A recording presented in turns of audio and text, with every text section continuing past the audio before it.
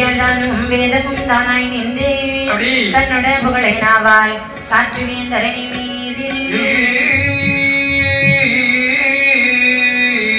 இடித்தது போலவே முழக்கமும் இருகையில் கேடையும் கத்தியும் தடையெடுத்து வரும் வேளையில் சத்துராதி தடம்புரண்டோடவும்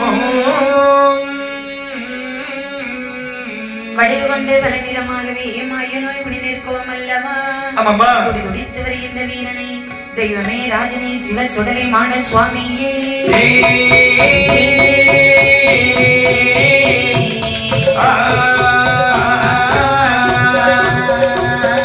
அழகிருக்கும் கைலாசோ கைலாசோ கைலாசோ அழகு வெள்ளி கைலாசோ கைலாசோ அழகிருக்கும் கைலாசோ கைலாசோ அழகு வெள்ளி கைலாசோ கைலாசோ சிவனின்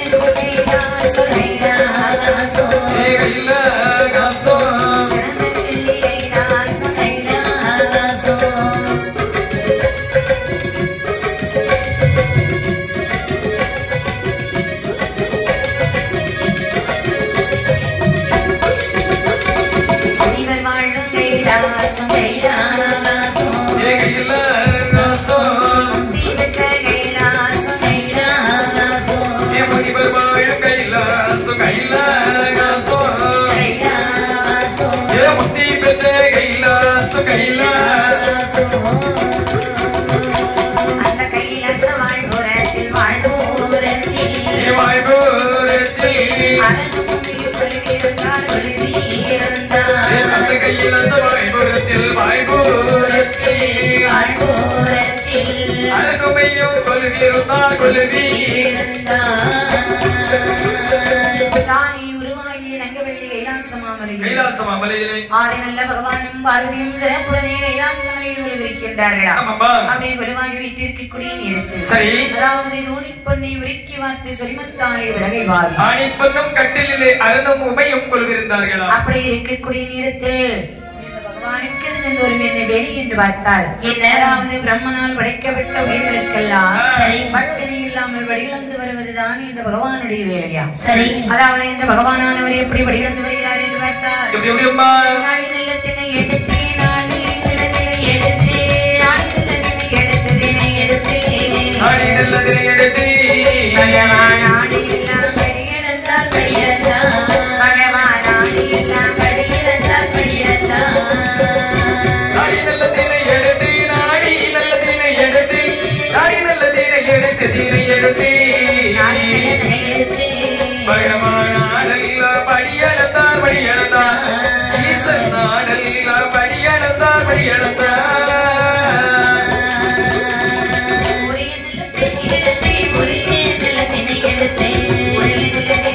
பகவானோ உலகமெல்லாம் படியிழந்தார் படியிழந்தார் பகவான் உலகமெல்லாம் படியிழந்தார் படியிழந்தார்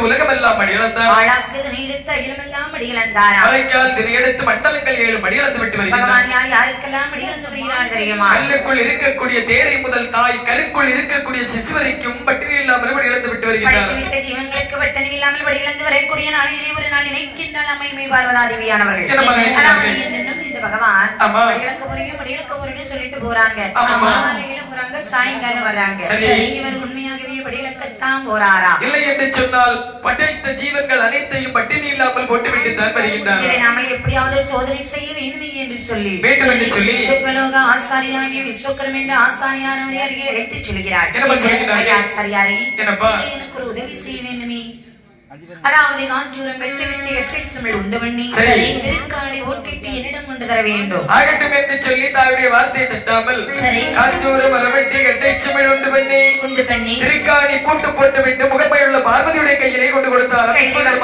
அப்படியே கையிலே வாங்கினாள் பார்வதா தேவியானவள் சிமிழ் கொட்டி பார்க்கக்கூடிய நேரத்தில் சிறிதாக அல்லவா இருக்கிறது. சரி ஐயா ஆசாரி சிமிழ் செய்து கொண்டு வாரம் என்று சொன்னதற்கு இப்படி ஒரு சிறிய சிமிழையா செய்து கொண்டு வருவீர்கள்? அதாவது சிமிழ் தானே செய்து கொண்டு வர சொன்னீர்கள், சிமிழ் செய்து கொண்டு வந்திருக்கின்றேன். அதாவது இந்த சிமிழ் கொட்டுக்குள்ள ஒரு யானை பிடிச்சு அடைக்க முடியும்? கண்டிப்பாக முடியாது அல்லவா? ஒரு பூனையை தான் பிடிச்சு அடைக்க முடியும்? அதுவும் முடியாது. அதுவும் முடியாது. ஆமாப்பா. சரி அப்படி என்று சொன்னால் இதற்கு ஏற்ற உயிர்களை நாமல் பார்க்க வேண்டுமே என்று சொல்லி பார்க்கக்கூடிய நேரத்தில் அழகுடனே அந்த கைலாசமலையிலே திருவிளக்கானது ஏற்றி வைத்திருப்பதை கண்டாளா? சரி அந்த திருவிளக்கின் அருகாக சாரை சாரையாக சிற்றிருமாந்து ஒன்று செல்லக்கூடிய நேரத்தில் பார்த்தார்கள் உடனடியாக அதாவது 2 எறும்புகளை பிடித்து அந்த சிமிழ் கூட்டுக்குள் அடைத்து முடித்திருந்த பரிவட்டத்தில் உள் முந்தியில் முடித்து கொண்டால் முத்தமிழ் செல்வி தத்துவநாயகி எம்பிராட்டி பார்வதியார் அதை பார்க்கக்கூடிய நேரத்தில் அந்த திருவிளக்கின் ஒளிவதிலே ஒளிவதிலே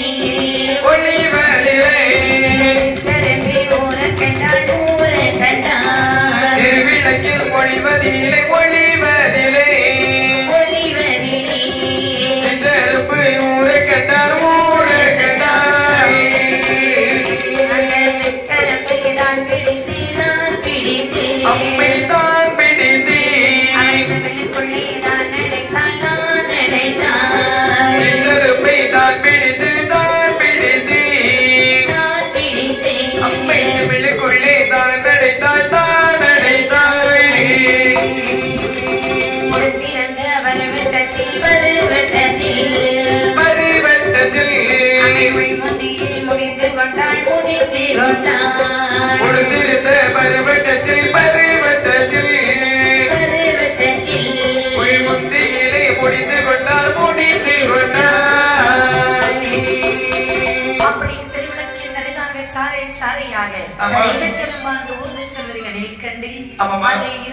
சிற்றெரும்பை பிடித்தாள், சிமிழுக்குள் அடித்தாள், கொடுத்திருந்த சேலை முந்தானியில் முடிந்து எக்குள்ளுக்குள்ளே சொருகிக் கொண்டாள்.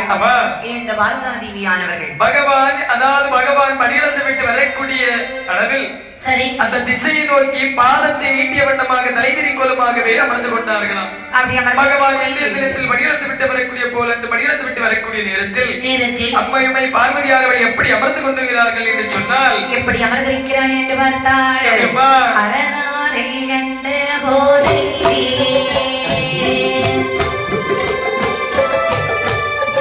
அங்கே அடிக்கண்ண கொசையாமல்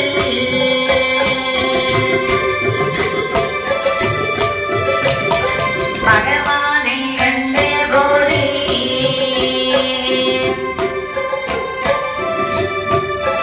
ஆரவணி வீடைகள் செய்யாமல்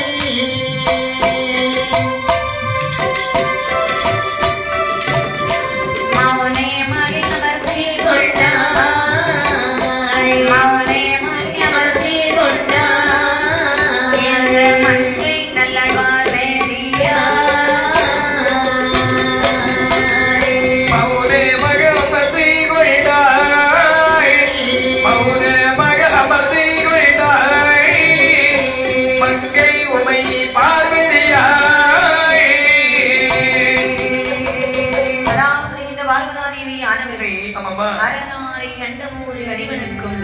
சிவனாரை கண்டபோது சிவபூஜை எதுவும் செய்யாமல் மௌனமாக அமர்ந்து கொண்டாள் மங்கை நல்லாள் பார்வதியானவர்கள். அந்த நேரத்தில் பகவான் அதாவது பார்வதியை பார்த்து கேட்கின்றார், அதாவது மனதிற்குள் எண்ணுகின்றார், எந்த பார்த்தாலும் வரக்கூடிய நேரத்தில் பன்னீர் செம்பில் தண்ணீர் எடுத்து வந்து பாதபடி விடைகளை செய்வாயே, ஏனென்றும் கேட்காமல் எடுத்து மொழி பேசாமல் மௌனமாக அமர்ந்திருக்கின்றாய் அல்லவா, ஒரு வார்த்தை கேட்கலாம் என்று சொல்லி பார்வதி படியிழந்து விட்டு வரக்கூடிய திசையை நோக்கி அதாவது பாதத்தை ஈட்டிய வண்ணமாக இருக்கின்றாயே, என்ன நடந்தது கண்டே? அதாவது நீங்கள் எங்கு சென்று விட்டு வருகின்றீர்கள்?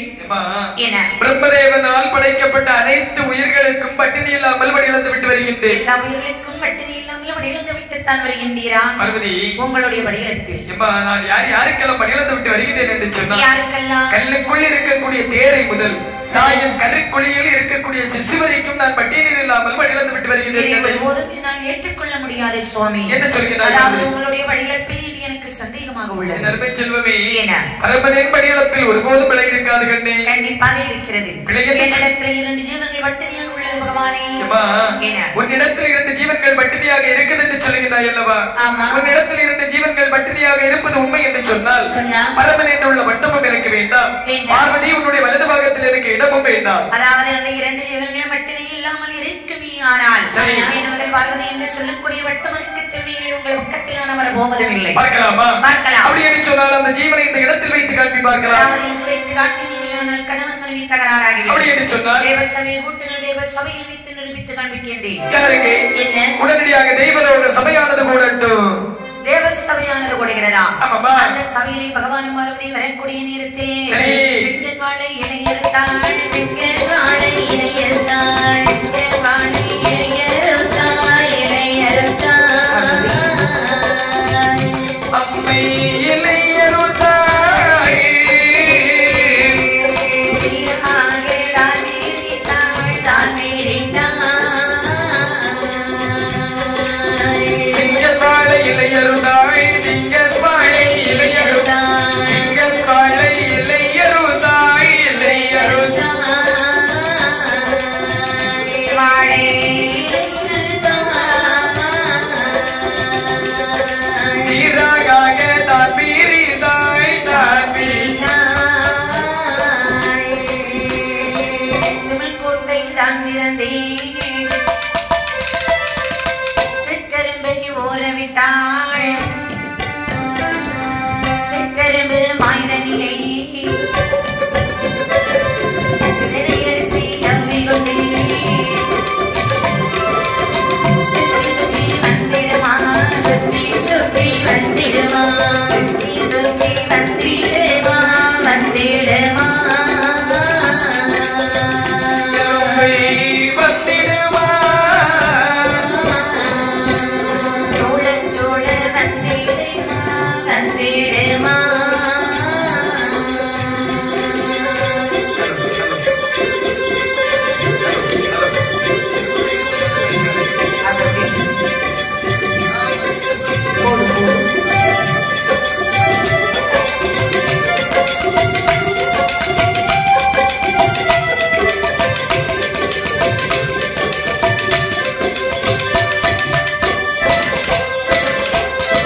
சிங்கன் மலையிலேயானதை அறுத்துக் கொண்டு வந்து தெய்வ சபையில் கொண்டு வந்து விரித்தாள். மறைத்து வைத்திருந்த சிமன்கோட்டை திறந்து விடுகிறாள். சரி, ஊறவிட்ட சிற்றரும்பானது 2 திரையரிசியை வாயிலை கவிக்கொண்டு சுற்றி சுற்றி வருகின்றதாம், சூழவட்டம் போடுகின்றதாம். பார்த்த பார்வதாதேவி ஆனவர்கள் செய்வதறியாமல் திகைத்து நிற்க பார்வதி அதை பார்த்த பகவான் அந்த பார்வதி பார்த்து என்ன சொல்கிறார் என்று பார்த்தால் அறைக்குள்ளே இருந்தாலும் அறைக்குள்ளே இருந்தாலும் அரணறிய மாயமுண்டோ, சிவனுக்குள்ளே இருந்தாலும் சிவனறிய மாயமுண்டோ என்று சொல்லி பகவானோ, என்று சொல்லி பகவானோ இன்னும் என்ன சொல்லுவாரா, என்று சொல்லி பகவானோ, என்று சொல்லி பகவானோ இன்னும் என்ன சொல்லுவாரா. பார்த்தார் பகவான் அந்த பார்வதி வார்த்தை சொல்கிறார். பார்வதி சுவாமி, அதாவது பரமனின் படிகளப்பில் ஒருபோதும் பிழை இருக்காது, பிழை இருக்காது என்று உரைத்தேன் அல்லவா? ஆனால் கேட்க அறியாமல் இப்போது திகைத்து நிற்கின்றாயே. தெரியாமல் ஒருவர் ஏதவரை செய்து விட்டேன், என்னை மன்னித்து விடுங்கள் சுவாமி. பார்வதி, நீ பெற்று கேட்கின்றாயே, என் அருமை செல்வமே, தவறு செய்தவர்கள் யாராக இருந்தாலும் தண்டனை அனுபவித்துத்தான் ஆக வேண்டும். அப்படி என்றால் அதாவது நீ செய்த தவறுக்கு என்னை விட்டு 12 வருட காலம் பிரிந்து வாழ வேண்டும். அப்படி என்று சொன்னால் எனக்கு சாபம் கொடுக்க போகின்றீர்களா? ஏனென்று சொன்னால் உன்னை மகளாகவும் என்னை மருமகனாகவும் அடைவதற்காக தக்கமகராஜன் மாணாக்கன் யாகமானது நடத்தி வருகின்றான். அவனுக்கு நீ சென்று மகளாக வந்து வர வேண்டும். தக்கனுக்கு மகளாக மானிட வயிற்றிலே பிறந்தார். மானிட இனத்தவர் அல்லவா என்னை மாலிமணம் சூட்டுவார்கள். தங்களுக்கு மனைவியாக இருந்து மற்றொருவருக்கு மாலிமணம் சூட்டலாமா? மானிட கருக்குழியில் உன்னை மகாதேவி பிறப்பிக்கவில்லை. உன்னை சிறு குழந்தையாகவே பாவித்து வேல் வீச்சியக்கூடிய வேலியின் அருகாமையிலே குழந்தையாகவே தாமரை தடாகத்தில் போட்டு விடுவோம். உன்னை கண்டெடுத்து சீரும் சிறப்போடு வளர்த்து வருவான். 12 திருவயது நிறையக்கூடிய நேரத்தில் பரமன் நான் அதாவது பண்டார கோலமாக நீர் கைலாசமலைக்கு வந்து உன்னை அதாவது தக்காபுரத்திற்கு வந்து மனம் முடித்து கைலாசமலைக்கு அழைத்து செல்வேன். ஆகட்டும் பகவானே என்று சொல்லி ஆதி பகவான் இப்படி அருள்புரிந்து இருக்கக்கூடிய நேரத்தில் சரி அப்படி இங்கே இருக்கு பிரம்மலோகமானதிலேயே பிரம்மதேவர் வாழ்ந்து வரக்கூடிய நாடுகள் அவருடைய வலது கால் பெருவிரலிலேயே தக்கராஜன் வந்து பிறந்தான். அதே பிரம்மதேவரின் இடது கால் பெருவிரலில் பிறந்தவள் தான் தக்க தருணி என்று சொல்லக்கூடிய வேதவல்லி. இந்த தக்கராஜன் வேதவல்லியை மாறிமண முடித்து இளவரும் மனைவியுமாக அப்படி இல்லறவும் நல்லறமாக வாழ்ந்து வரக்கூடிய நாடுகள் ஆண்டவனுடைய அருளாலே 150 குழந்தைகளை பெற்றெடுத்தார்கள். 150 குழந்தைகள், 150 அதிலும் 100 ஆண் குழந்தைகள், 50 பெண் மக்கள். அதாவது மனதிற்குள் எண்ணுகின்றார் இந்த உலகத்தில் படைக்கும் கர்த்தர் நம்முடைய தந்தை. நமக்கு இருப்பது 100 ஆண் குழந்தைகள். 100 ஆண் குழந்தைகளும் படைப்பதற்கு அதிபதியாகி விட்டார்கள் என்று சொன்னால் இந்த உலகத்தில் நாமல் தானே பெரியவர்கள். ஆகையால் நம்முடைய குழந்தைகளை அழைத்து 100 பேரையும் பிரம்மப்பட்டம் வாங்கி வர சொல்ல வேண்டும். உடனடியாகவே 100 ஆண் மக்களையும் பிரம்மப்பட்டம் வாங்கி வாருங்கள் என்று அனுப்பி வைக்க நாரத மகரிஷியின் சூழ்ச்சியினாலே பிரம்மதேவர் காட்சி கொடுக்காத காரணத்தினால் அவரவர்கள் வளர்த்த வேள்வியிலே அவரவர்கள் விழுந்து இறந்து விடுகின்றார்கள். நேரத்தில் மீது 50 பெண்மக்கள் இருக்கின்றார்கள். வார்த்தான் இந்த ரக்கராஜன் நினைக்கிறார் நமக்கு 50 பெண்மக்கள் இப்பொழுது இருக்கின்றார்கள். வருடத்திற்கு ஒரு பெண்ணை வைத்து மனமுடித்து கொடுத்தால் 50வது குழந்தைக்கு வயசு என்ன ஆகும்? 87 வயசு பக்கத்துல. அந்த வயசுல யாராவது எட்டி பார்ப்பாங்களா? மனமுடிக்கதான் யாரும் வருவாங்களா? வரமாட்டார்கள் அல்லவா? ஆகையால் சரி நம்முடைய மக்களை கிடைத்தது போல 2 பேருக்கு 3 பேருக்கு கல்யாணத்தை முடிச்சு கொடுத்தாங்க. ஆகட்டும் என்று சொல்லி சந்திர பகவானை அழைத்து சொல்கிறார்களே பா சந்திரா, அதாவது என்னுடைய பெண் மக்களில் 27 பெண்களை உங்களுக்கு மாறிமணம் முடித்து தருகிறேன் சென்று வாருங்கள். எப்பா காசிம முனிவரே, அதாவது உங்களுக்கு என்னுடைய பெண்களில் 13 பெண்களை நான் திருமணம் முடித்து தரலாம் என்று நினைக்கின்றேன். எப்ப தரு, அதாவது என்னுடைய பெண்களில் இருக்கக்கூடிய பெண்கள் 10 பெண்களை உங்களுக்கு திருமணம் முடித்து தரலாம் என்று நினைக்கின்றேன். எப்பா போதப்பா இருக்குது அவ்வளவுதான். ஆமாப்பா வேற இல்ல. ஆமா கண்டிப்பாக ஆகட்டும் என்று சரி அப்படி 50 பெண்மக்களையும் 3 முனிவருக்கு மணம் முடித்து கொடுத்தான். மணம் முடித்து கொடுத்த போது கடைசி காலத்தில் தன்னை அம்மா அப்பா என்று அழைப்பதற்கு ஒரு குழந்தை இல்லை. இனிமேலும் ஒரு குழந்தை பற்றி எடுக்க வேண்டுமையானால் அந்த ஆதி கைலாசமலையை அமர்ந்திருக்கக்கூடிய பகவானையும் மருமகனாகவும் பார்வதியின் மகளாகவும் அடைய வேண்டுமே என்று சொல்லி மானார்தம் வேள்வி வளர்த்து தவம் இருக்கின்றான் இந்த ரக்கராஜனானவர். அப்படி இருக்கக்கூடிய நேரத்தில் பார்வதி தாயாரை சிறு குழந்தையாகவே பாவித்து ஒரு வெட்டகத்துக்குள்ளாக வைத்து அடைத்து அந்த வெட்டகமானதை அலைகடலானதிலே அனுப்பி விடுகிறாராம் பகவான். அப்படி அலைகடலானதிலே வெட்டகமானது எப்படி வருகிறது என்று பார்த்தால் கடலும் மீட்டு கடலும் மீட்டு கடலும் மீட்டு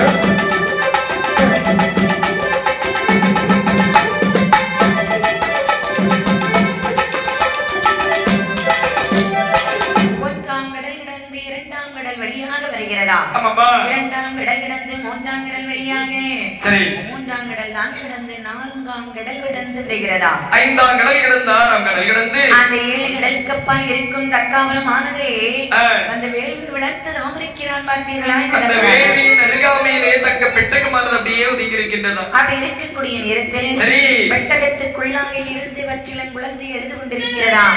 அழுகுரல் ஓசையானதை கேட்டால் மனதிற்குள் மனமகிழ்ச்சி கொண்டு ஆவரம்பு நிறத்தாலே அகிலமெல்லாம் தேடுகின்றானா? புன்னகப்பை நுழைத்தாலே புகழமெல்லாம் தேடுகின்றானா? பார்த்தபோது குழந்தையை காணாமல் பக்கத்திலே பார்க்கினான். பெட்டகத்துக்குள்ளாக இருந்து குழந்தை அழக்கூடிய சத்தம் கேட்குது.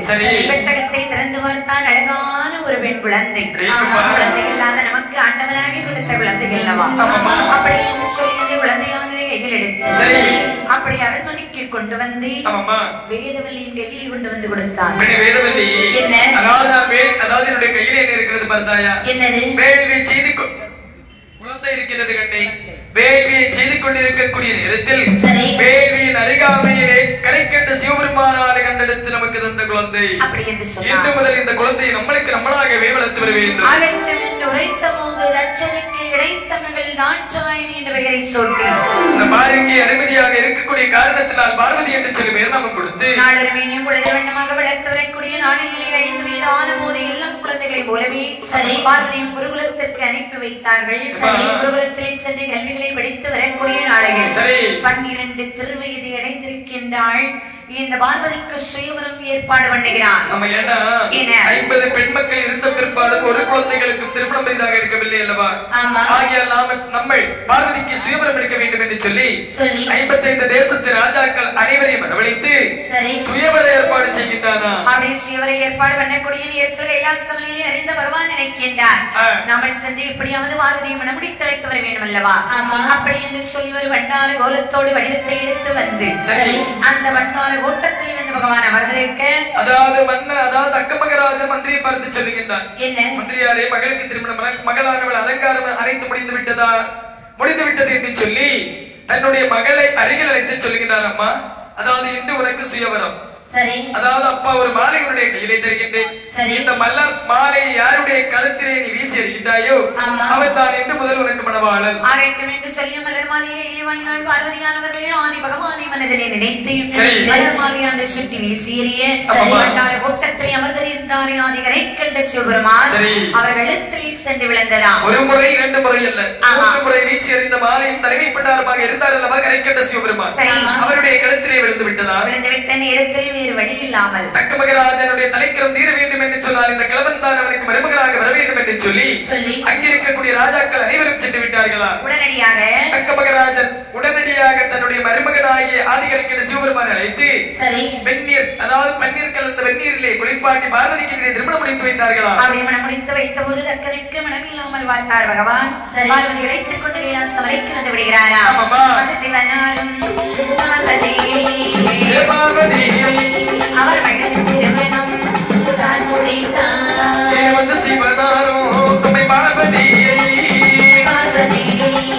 மகளது திருமணம் தான் முடித்தார். சிவனாரும் பார்வதியும் கைலாசம் இருந்தார்.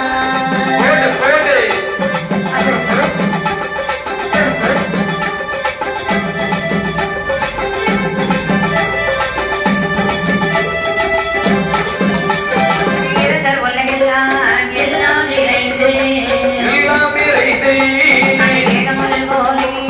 பரம செய்வல் உலகமெல்லாம் எல்லாம் நிறைந்து பரம செய்வல் கடந்த முகவாடி கக்கராஜல் அவர் நடத்துகிறதவர் என்று சொல்வார்.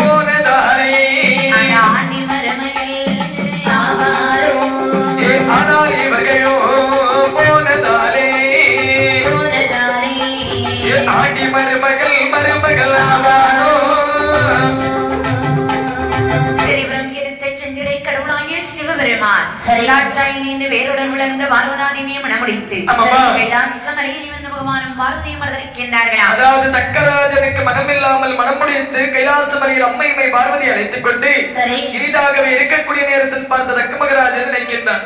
வேதவல்லி இடத்தில் வந்து சொல்கிறார், வேதவல்லி எம்மா வேதவல்லி, அதாவது என்னுடைய மகளை எனக்கு மனமில்லாமல் மணமுடித்தது மட்டுமல்லாமல் ஆண்டி பண்டாரம் பித்தன் பிறைசூடி மிச்சைக்காரன் கடத்தி சென்று விட்டார். ஆகையால் அவனை கொண்டு ஒரு வேள்வியானது செய்து அந்த வேள்வியில் அவனை போல் ஒரு பண்டாரத்தை பிரதி செய்து அவனுடைய திருக்கரத்தாலே நான் விபூதி வாங்கி அணியவில்லை என்று சொன்னார். இந்த தக்காபுரத்திற்கு நான் தக்க மகராஜன் என்று எனக்கு பெயர் வைத்தார். மருமகன் மாமன் ஆண்டி பண்டார பித்தன் அவன் எனக்கு மருமகனா ஆகட்டும் என்று சொல்லி அநேக மணிமார்களை அழைத்து மாபெரும் யாகமானது நடத்தி வருகின்றார்.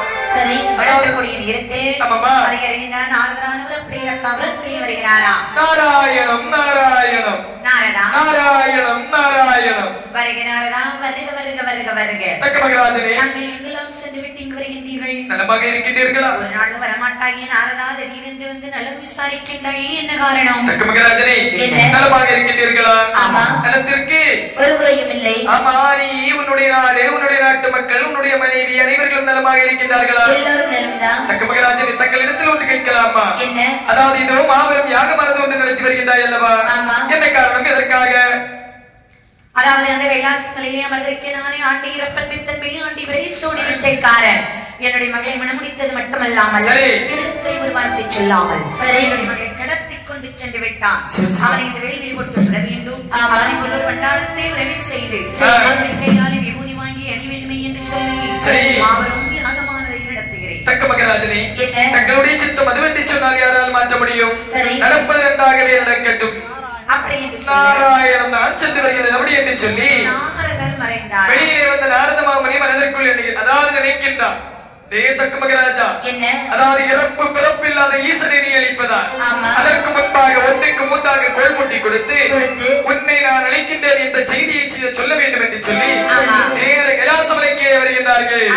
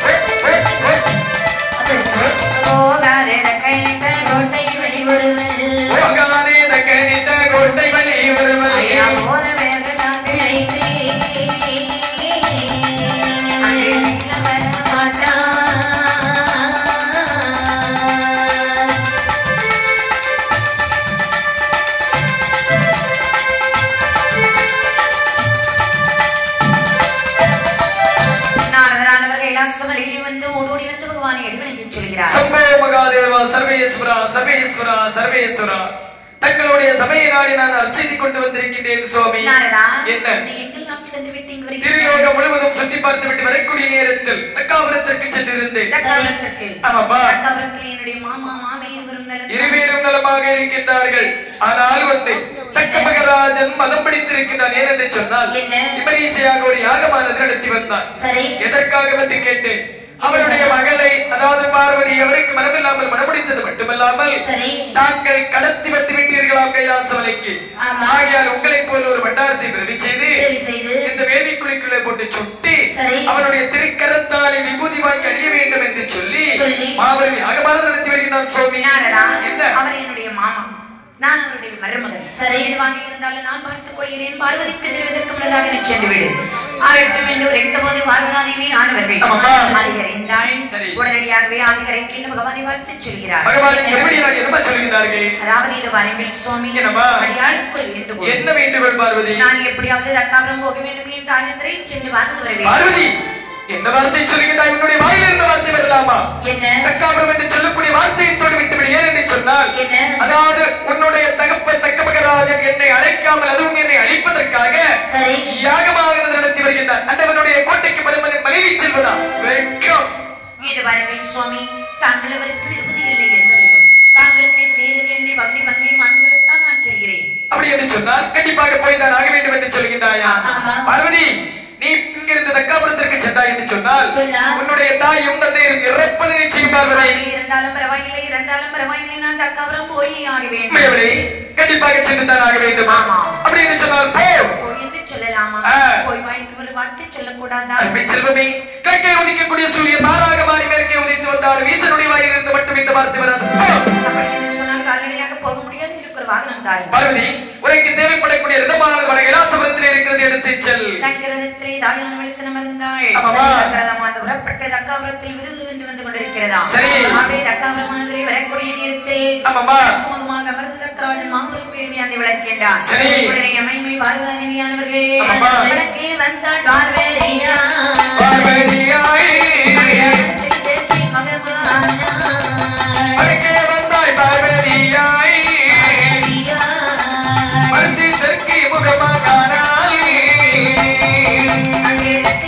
பார்வதியால் திரும்பிக் கொண்டான் பார்வதியால் நேர்கிழக்கே மகமானார்.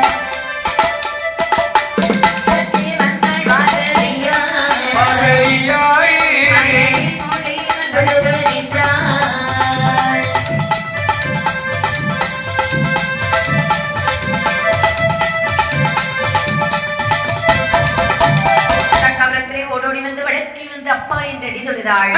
திரும்பிக் கொண்டாள். வந்து தந்தையை அடிமனை நினைக்க கழுதறியோடு அமர்ந்திருக்க பார்த்தார்கள் மற்ற மணிமார்கள் சொல்லுகின்றார்கள்.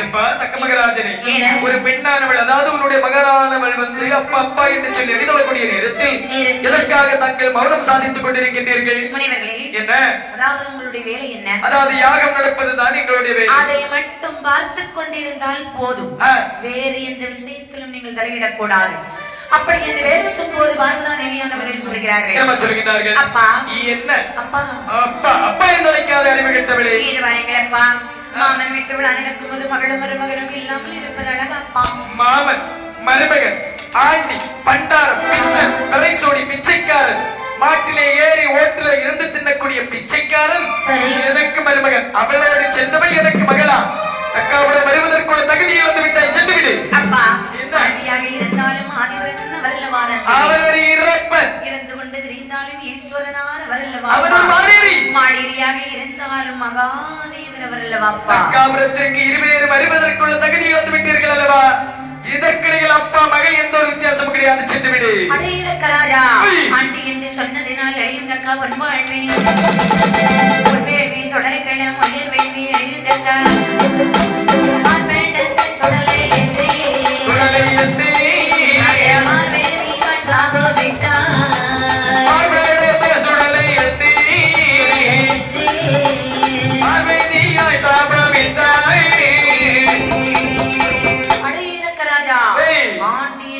காரணத்தினால் அழிந்தக்கா வாழ்வு மாடேறி என்று சொன்ன காரணத்தினாலே மாடாக பிறப்பது உண்மை. நீ வளர்த்த வேள்வியினை இறப்பது நிச்சயமடா. வேள்வி சுடலை களமாகட்டும், சுடலை சுடலை சுடலை என்று சாபத்தை கொடுத்தார். மரியாதையாக சென்று விடையிலே என்று சொன்னால் இடையில் இருக்கக்கூடிய உரைமாறு எடுத்து உன்னுடைய கழுத்தை துண்டாக வெட்டி விடுவே. சாபத்தை கொடுத்தால் சங்கரியானவள் வந்த ரதத்தை யார் வரைத்தாள்? மீண்டும் 7 கடலையும் கடந்த நேர் கைலாசமலைக்கே வந்திருக்கின்றார். கைலாசமலையில் வந்து பகவானை வார்த்தைன்னு சொல்கிறாள் தெரியுமா?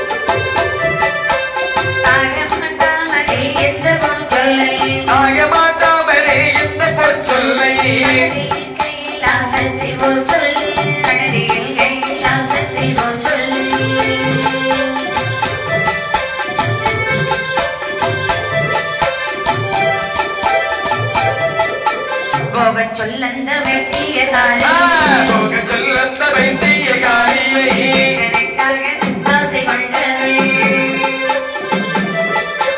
ஆசை கொண்டவள் ஆட்டிச்சு அல்லவே ஆசை கொண்டவள் ஆட்டிச்சு அல்லவே மகள் யாரு தாயாரு அப்பன் யாரே மகள் யாரு தாயாரு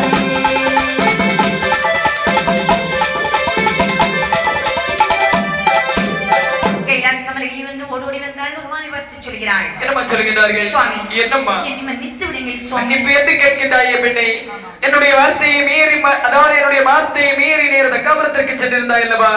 அங்கு என்ன நடந்தது சொல் பார்வதி? உங்களுடைய வார்த்தையை கேட்காமல் தக்காபுரத்திற்கு சென்றதற்கு தக்கராஜனானவன் எனக்கு சரியான வடத்தை கற்பித்து விட்டான். நான் சென்று பார்க்கக்கூடிய நேரத்தில் வடக்கு முகமாக அமர்ந்து வேள்வியாண்டை வளர்த்துக் கொண்டிருந்தான். யாகத்தை நிறுத்து என்று சொன்னேன். அவன் கேட்கவே இல்லை சுவாமி. என்னை பார்த்து வாடி போடி என்று எதிரமாக பேசிவிட்டான். பொறுத்துக் கொண்டே மகள் என்ற முறையில். ஆனால் உங்களை பார்த்து என்னவெல்லாம் சொன்னான் தெரியுமா? பாண்டி என்றும் இறப்பன் என்றும் மெத்தன் என்றும் வெறியன் என்றும் வெறிசோடி என்றும் உங்களை பார்த்து வெச்சைக்காரன் என்று ஏளனமாக பேசிவிட்டான். வெச்சைக்காரன் என்று பேசி இருக்கின்றார். அப்படி என்று சொன்னார். இத்தனை வார்த்தையும் கேட்டுவிட்டு பரம்பரை பார்த்து இத்தனை வார்த்தையும் கேட்ட பிற்பாடு நீ சும்மா வீசுறகையும் மறுமையுமாக வந்திருக்கின்றார். சுவாமி, அதாவது என்னுடைய புருஷனை நான் 1000 வார்த்தை பேசலாம், ஆனா அடுத்தவங்க பேசி விடுவேனா? கண்டிப்பாக இருந்தாலும் சரிதான், மாமாவாக இருந்தாலும் சரிதான். இனிமேலும் தக்கராஜன் உயிரோடு இருக்கக்கூடாது, அவன் தலை அறுத்தாகிடும். சொல்ல வேண்டும் என் நம்மை சொல்ல கோவித்தால் பார்வதி தாயாரை பகவானுக்கு விபூதி மாறி அணியக்கூடிய நெற்றியிடத்தில் வேர்வையானது வந்து தழும்பியதா? அந்த வேர்வையை வலித்து வெட்டாவளியில் விட்டறியக்கூடிய நேரத்தில் அதிலே ஒரு வீரனானவர் வந்து வந்திருக்கின்றாரா? அவருடைய தோற்றமாக எப்படி இருக்கிறது என்று பார்த்தால் 20 வேகமா அங்கே மாணவர்களோட வேடையில் கத்தியும் 20 கையுமா மாணவர்களுடன் கையையும் கத்தியும்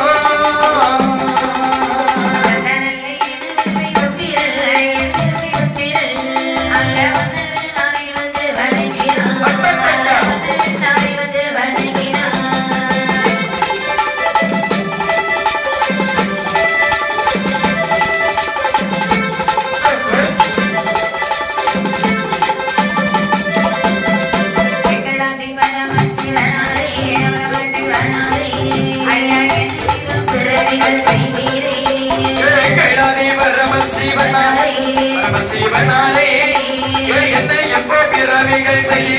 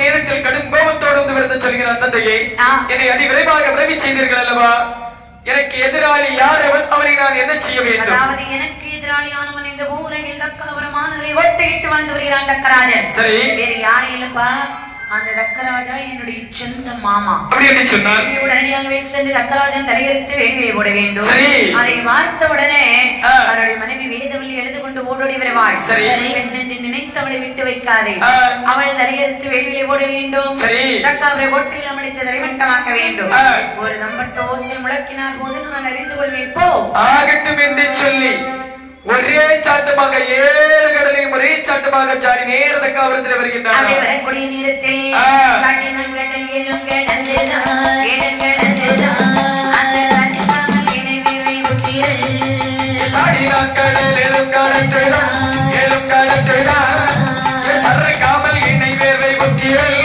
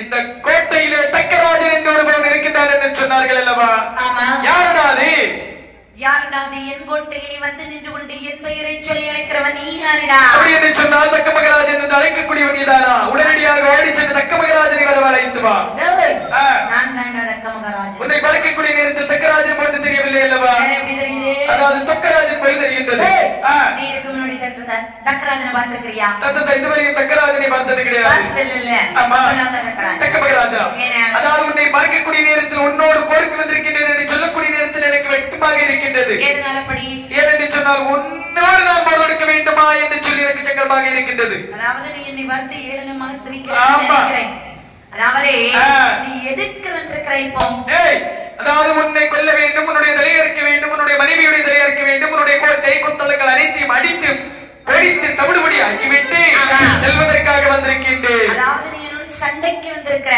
கண்டிப்பாக வெண்டக்கா பயல் சுண்டக்கா பயலே 10 தலை பூச்சி மொத்தத்துல பூச்சி உனக்கு எவ்வளவு வீர தீர இருக்குன்னு சொன்னா என்னோட நீ சண்டைக்கு வந்திருப்பா கண்டிப்பாக அதாவது நான் யாரு எப்படிப்பட்டவன்னு சொன்னா சண்டைக்கு வரணும்னு நீ யோசிக்க கூட மாட்டான் சொல்லடா பார்க்கலாம் நீ யாருன்னு சொல்றா கேளு ஆரடா எங்கே வந்தே அதெந்தோரம் ஆரடா எங்கே வந்தே அதெந்தோரம் ஆரடா எனக்கு மரமரே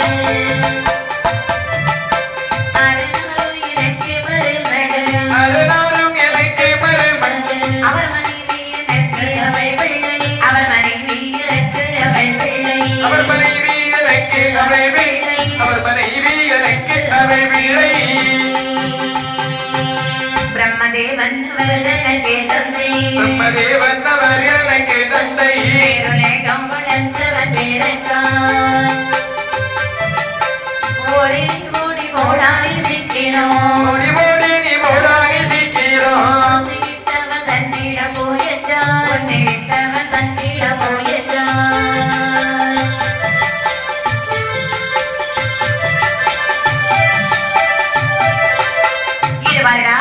அதாவது அந்த கைலாசமலையிலே அமர்ந்திருக்கின்றார் இறைக்கண்ட சிவபெருமான் அந்த சிவபெருமான் என்னுடைய மருமகன் என்னை ஈண்டெடுத்த தந்தை சிவபெருமான் உன்னுடைய அப்பா இடதுபுறத்திலே அமர்ந்திருக்கும் பார்வதியானவள் என்னுடைய மகள் இறப்பு பிறப்பில்லாத ஈசனுடைய மனைவி என்னுடைய தாய் அந்த பிரம்மலோகத்தை ஆண்டு வரக்கூடிய பிரம்மதேவர் என்னுடைய அப்பாடா என்னுடைய தாய் மாமாடா தாய் மாமாவா ஆமாடா அதாவது பிரம்மதேவன். பிரம்மதேவன் என்னுடைய தாத்தா. தாத்தாவா? ஆமாடா. திருப்பாற்கடலில் அமர்ந்திருக்கும் திருமாலிய பேரண்டா. டேய், பேருலகம் மறந்தவன் என்னுடைய தாய் மாமா. அப்படி என்று சொன்னால் சரி, நம்ம ரெண்டு பேரும் குடும்பம். டேய், குடும்பத்துக்குள்ள சண்டை போட்டா நல்லா இருக்குமா? குடும்பம். படுகளத்தில் வந்து நின்று குடும்ப கதை பேசுகின்றாயே, பாடா சட்டைக்கு போர் கொடுத்து பார்க்கலாம். அப்படி என்று சொல்லி இரண்டு பேருக்கும் கடுமையா சண்டை நடக்குது. ஆமா. சண்டைன்னு சொன்னா ஒரு நாள் ரெண்டு நாளா? பல நாளாக நடந்திருக்கக்கூடிய நேரத்தில் இருவேருக்கு வெற்றியும் இல்லை தோல்வியும் இல்லை.